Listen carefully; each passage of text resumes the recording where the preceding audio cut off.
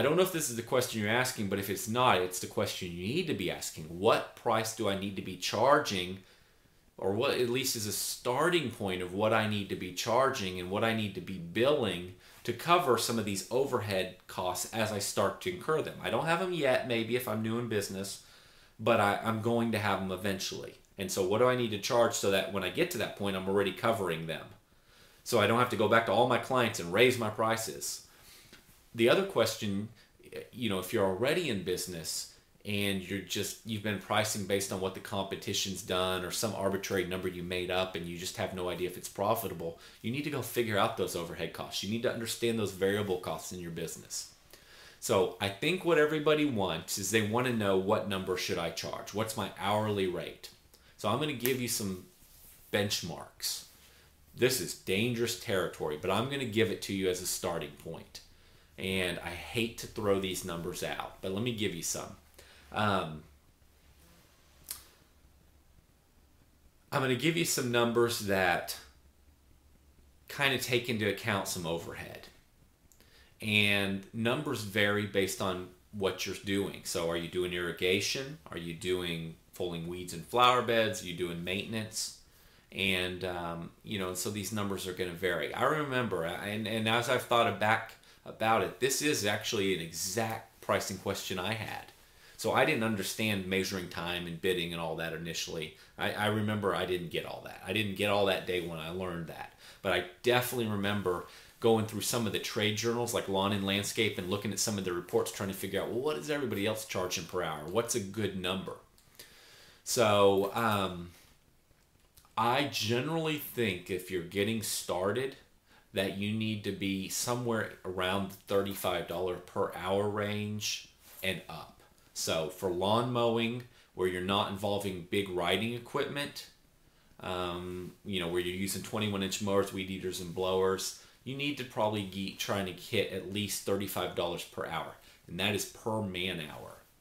So let me give you an example. If I send 3 guys out in a small Ranger truck with 3 21-inch mowers, 2 weed eaters, a stick edger, and 2 blowers. So minimal equipment setup, minimal truck, good gas mileage, not pulling a trailer. We have a customized $2,000 bed, minimal expense there, and I've got 3 workers in a truck, a foreman and 2 workers. If I make less than $100 an hour on those 3 guys, I'm not happy. We need to make $100 an hour. Sometimes we make less, especially when you're starting out. You make less because you don't have the density. But if I'm making less than, 90 to 100 something dollars an hour, I'm not happy. One of the lessons you really want to get, and it's something we're still working on in our business, is you don't want to just trade dollars for hours. I mean, you really want to be in a business where if you create these additional efficiencies in your business where you're just way faster at something than all your competitors, you don't want to necessarily lower your price. You want to make more money. You want to make more than $35 an hour, or more than $50 per man hour. So in the irrigation side of our business, we charge a lot more than $30-something per man hour. So I can't give you the number for every segment, but if we were going out and doing maintenance, we don't charge $35. We would want to be in the $40 an hour range. So, and it's tough to throw out numbers here. So I don't even really want to disclose our numbers. Our numbers tend to be pretty good. So I don't want to disclose what we do. But I want to give you some guidelines. So these aren't what we do, but I think if you're getting started, these are some benchmarks. And now we'll keep in mind too, I'm in the South. My payroll costs may be less than in Union states where there's different insurance requirements. There's some differences. If you look at the trade journals, I think it's Lawn and Landscape that throws out does some studies and some industry averages. It's kind of helpful. It's not perfect. I can't always look at it and say, yeah, no, it's just like my business. It's just not really a perfect example of reality, but it gives you a benchmark. I feel like if you're starting, you really need to try to be around $35 an hour. If you're pulling weeds and beds, if you're mowing yards, when you've got light equipment involved, really around the $35, $40 an hour range. That's really the number per man that feels right to me. If you're at 25, I don't see how you're making money. I mean, even if you're paying your employees $12 an hour and you're matching their taxes and you've got some costs there, So you're paying them 12 and you're billing them out at 25. That just doesn't feel high enough.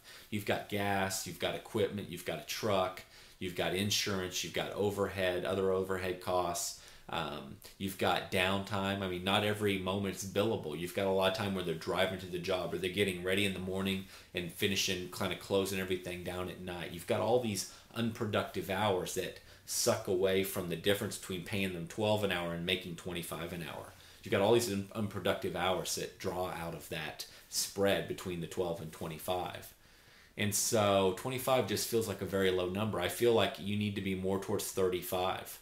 I really would rather see you closer to 40. But if you're just getting started, test the waters around that $35 range. Just win some business so you can get out there and measure and learn and do the work and start to gain an understanding, and then start working on your numbers. So 35, 40 is a starting point. If you're pulling weeds, 35, 37, somewhere in that area. Again, keep in mind I'm in the South. I think in the North it's more. I can't claim to understand your market completely and all the costs that you incur that I don't. If you're in the North, that number works. And again, I'm even feeling that that's low, but I want to give you a starting point. This is why I've never given this advice before. I hate to give it. If you're doing irrigation work, that's way too low. I mean, an irrigation employee costs more than $12 an hour. If you're doing the irrigation work yourself, you could go work for an employer and make more than $12 an hour. You could make 20 probably, or 30. I don't know what that number is exactly in your market, but you could make more. So if you could go be an employee for somebody else and make $20 an hour, equivalent to $40,000 a year before overtime, do you really think you'd only bill your client 20, 25? I mean, reality is you're probably billing more like 40, $45 per man hour or more. We actually get more than that. So, if you're starting out, I'm just giving you some places to start, but you need to develop this and learn this and move these numbers up. It doesn't get me very excited to think that I'm going to have a business where I'm billing out all my employees at $35 an hour. It just doesn't strike me as an overly exciting long-term business. I'm paying them 10 or paying them $9 to $15 an hour and billing them out at 35. Yeah, it sounds kind of nice, but there's a lot of costs that go into that, and I'm limited on what I can make long term. So these are solely starting point numbers so you can learn your business. So you would go out, you'd figure out it's going to take, okay, so I'm bidding a property, it's going to take 3 man hours.